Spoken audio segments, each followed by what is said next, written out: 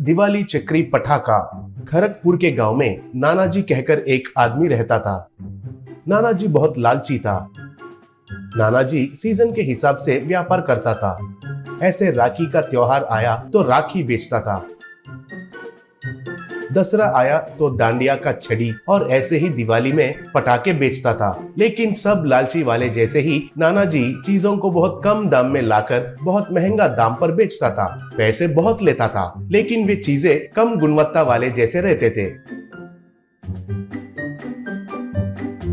इस बार दिवाली के लिए नानाजी पटाखे बेचने के लिए तैयार हुआ। इसलिए एक हफ्ते के पहले ही होलसेल पटाखे के शॉप में जाना है सोचकर उसका जान पहचान वाले एक दुकानदार के पास गया। नानाजी उस पटाखे बेचने वाले से, बाप जी मुझे बहुत कम दाम वाले पटाखे चाहिए, पूछा। तब बाप जी, भैया जी बहुत कम गुणवत्ता वाले तो नहीं फोड़ेंगे, तुस हो जाते हैं, नहीं खरीदने वाले तो धोखा खाएंगे, कहा। तब नानाजी, अरे बाप जी तुम्हें तो मैंने कम दाम वाले पटाखे पूछा, सलाह नहीं पूछा। फिर भी ज्यादा पैसे वाले ही आजकल पटाखे खरीदते हैं, नहीं तो कुछ ही पल में खत्म होने वाले पटाखों के ऊपर कोई भी लाखों हजारों खर्चा करते हैं क्या बताओ। एक बार पटाखे खरीदने के बाद वे फिर से हमारे पास तो नहीं आते हैं। आने वालों को क्या जवाब देना है मुझे अच्छे से पता है, पहले तुम पटाखे दे दो, कहकर कम गुणवत्ता वाले पटाखों का लोड खरीदा। दिवाली के एक हफ्ते से पहले उसका दुकान को खोला, पटाखे बेचना शुरू किया। उसी गांव में राखी कहकर एक आदमी था। राखी का बेटा बिट्टू को पटाखे फोड़ना कहे तो बहुत पसंद था।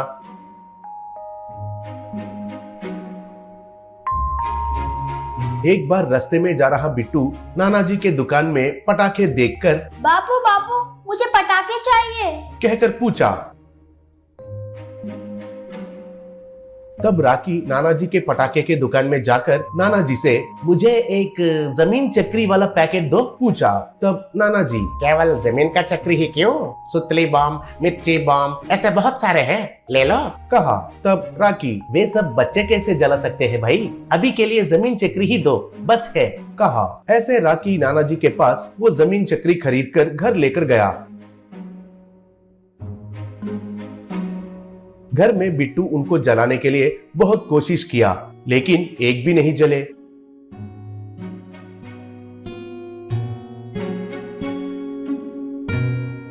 तब बिट्टू जाकर राखी से ये बात बताया।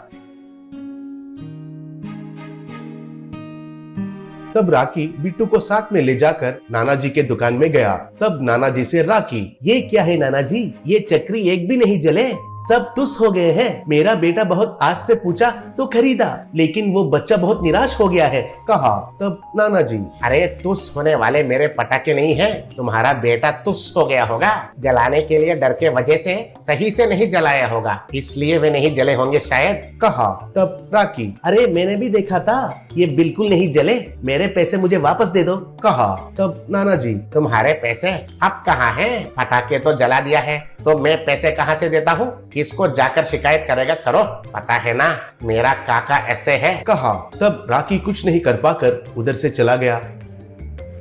लेकिन घर जाने के बाद कैसे भी करके नानाजी के ऊपर बदला लेना है कहकर सोचने लगा। इसलिए वो भी एक पटाखे का दुकान लगाने के लिए सोचा।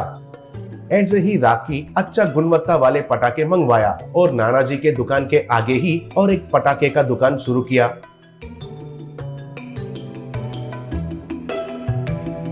वो देखकर नानाजी राखी से झगड़ा करने लगा। दोनों ऐसे मारामारी करने लगे। तब उस गांव का मुखिया उनका मामले में घुसकर क्या हुआ है कहकर पूछा। तब राखी जो हुआ वो सब बताया।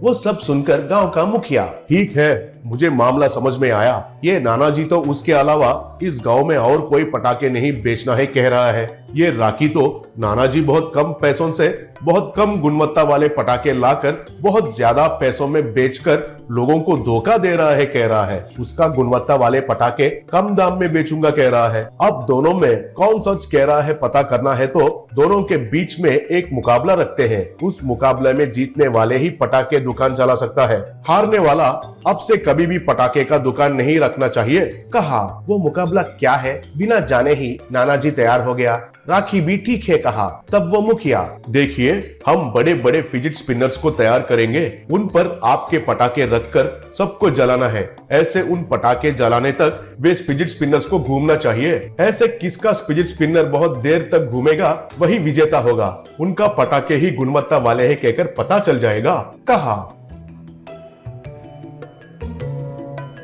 ऐसे अगले दिन सारे गांव वालों के आगे वो मुकाबला शुरू हुआ। दो बड़े बड़े जेंट्स फिजिट स्पिनर्स को लगाए थे। एक पर राखी उसका मंगवाया चक्री को लगाया, नाना जी भी उसका चक्री को दूसरे पर लगाया। अब दोनों एक ही बार उनका पटाखों को जलाए।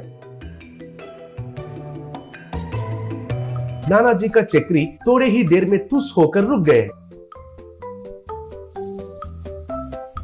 लेकिन राखी का चक्री तो बिना रुके 50 सेकंड तक जलने लगे। वो देखकर लोगों को राखी का पटाखे ही बहुत गुणवत्ता वाले हैं कहकर पता चल गया।